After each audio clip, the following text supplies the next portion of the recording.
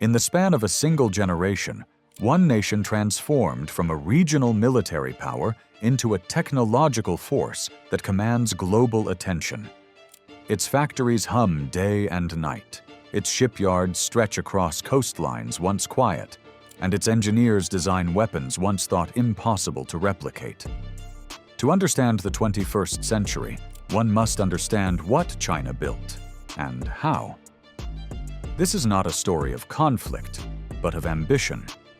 Of how the People's Liberation Army, once an army of millions armed with rifles, became a networked, mechanized, and digital force capable of projecting power far beyond its shores. For decades after the Cold War, China's military was large but outdated. Its strategy was simple: defend the homeland, maintain stability, and avoid entanglement abroad. Most of its equipment was derivative of 1950s Soviet designs, rugged but aging. That began to change in the 1990s, when Beijing faced a sobering realization. Watching the Gulf War unfold in 1991, Chinese commanders saw precision-guided munitions, stealth aircraft, and satellite coordination destroy Iraq's military in a matter of days. The message was clear: future wars would be won not by numbers, but by information. China responded with a new doctrine: local wars under high-technology conditions. It marked the beginning of a transformation that would take 30 years and reshape global power balances. The first revolution was industrial.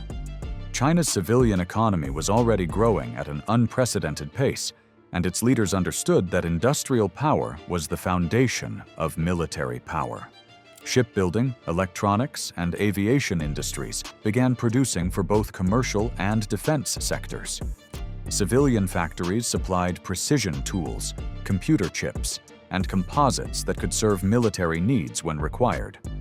This blending of industrial capacity gave China an advantage no Cold War power had ever achieved: a seamless bridge between the commercial and defense worlds. Every new port, satellite, and fiber optic line could carry both economic and military weight. The second revolution was technological. In the early 2000s, China poured investment into research institutes, inviting foreign-educated scientists home and acquiring technology through global trade. It reverse-engineered older systems, then iterated upon them. Fighter jets, once simple copies of Soviet designs, began to evolve.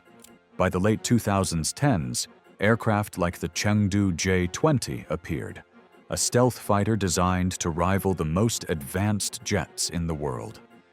At sea, the transformation was even more visible. Chinese shipyards launched destroyers, frigates, and carriers at a rate no other nation could match. What had once been a coastal defense force became a blue water navy capable of sustained operations in the Indian Ocean and beyond. Each new class of ship reflected lessons learned from years of observation and experimentation. Improved radar, integrated combat systems, and growing logistical support. While hardware caught headlines, the true transformation was digital. Commanders realized that information, not firepower, would define modern warfare. The People's Liberation Army built entire branches dedicated to cyber, electronic, and space operations. The goal was simple: to see first, decide faster, and strike precisely. China launched constellations of satellites for navigation, imaging, and communications, creating its own alternative to the US GPS system, Beidou. With it came independence in navigation and global positioning, critical for guiding both civilian logistics and precision munitions. In parallel, an entire ecosystem of digital warfare emerged. Military universities trained specialists in code, encryption, and network defense. The concept of informationized warfare became doctrine. Wars in which control of data was as vital as control of terrain. The air domain followed a similar curve of evolution. For decades, Chinese aircraft were limited in range and sophistication. That began to change with advances in domestic engine design and radar systems. The J-10, J-16, and later J-20 introduced fly-by-wire controls. Yet technology alone doesn't create power. Organization does. Recognizing the complexity of modern warfare, China overhauled its military structure in 2015.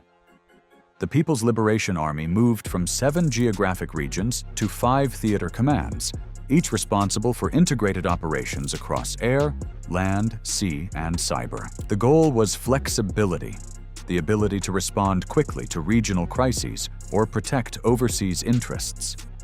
Commanders began training in joint simulations, learning to coordinate missile strikes with naval blockades, cyber interference with air defense suppression.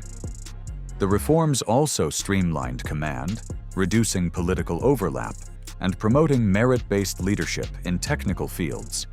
It was a quiet revolution, less visible than ship launches, but arguably more transformative.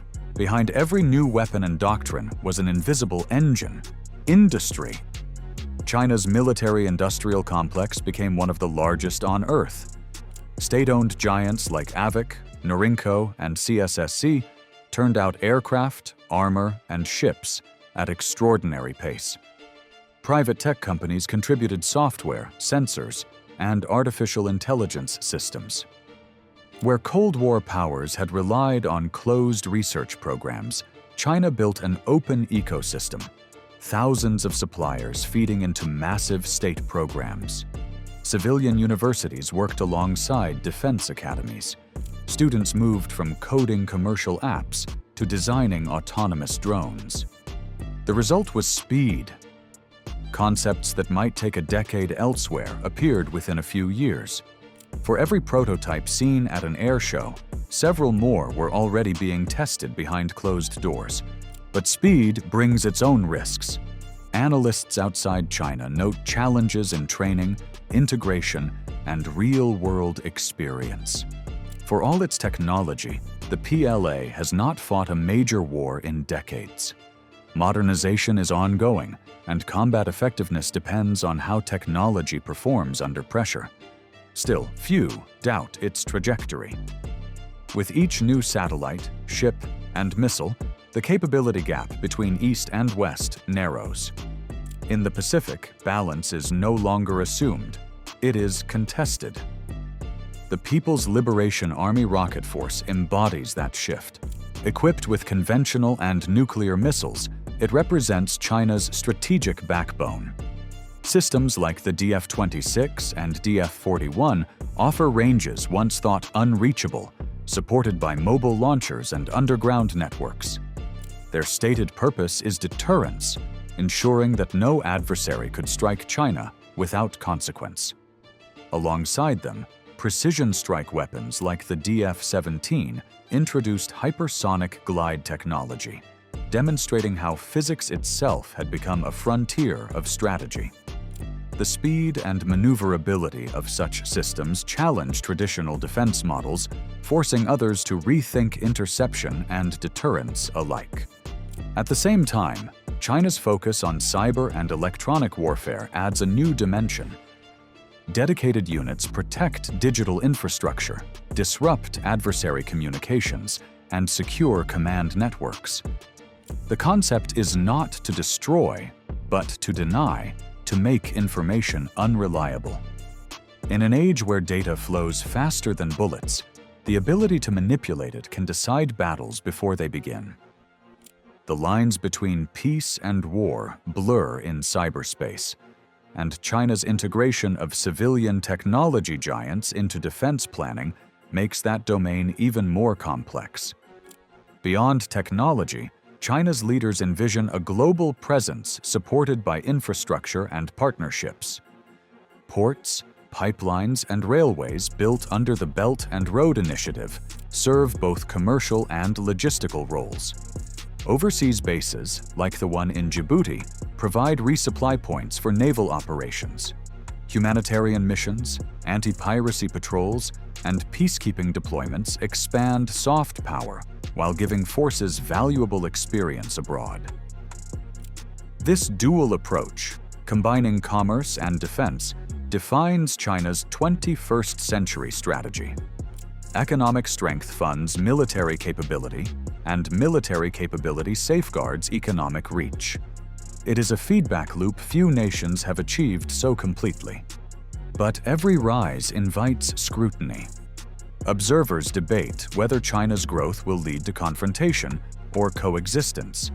Some see its buildup as natural for a nation of its size. Others view it as a challenge to established order. Yet inside China's defense academies, the message remains constant. The goal is to deter, not to destabilize, to prevent war through readiness. The doctrine echoes Sun Tzu's ancient principle: to subdue the enemy without fighting. Modernization continues into the 2020s and beyond. Engineers explore unmanned swarms, quantum communication, and AI-assisted command systems. Shipyards build at record pace, and test ranges in the deserts of Xinjiang hum with prototypes. The new generation of officers grows up fluent in code and data analytics, just as earlier generations were fluent in tactics and maps. Each advancement feeds the same vision: a self-reliant, high-tech force capable of operating across every domain: land, sea, air, cyber, and space.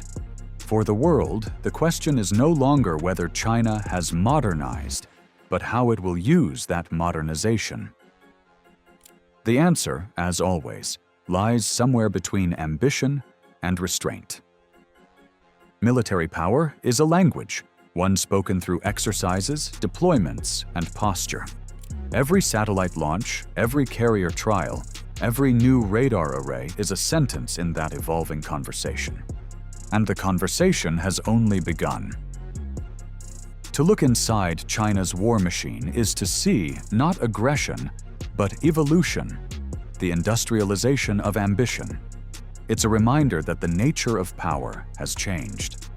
Where once empires expanded through territory, modern powers expand through information, precision, and reach. China's rise does not mark the end of one era and the start of another. It marks the merging of old lessons with new tools. The belief that the surest path to security lies not in isolation, but in mastery of technology, of logistics, of knowledge.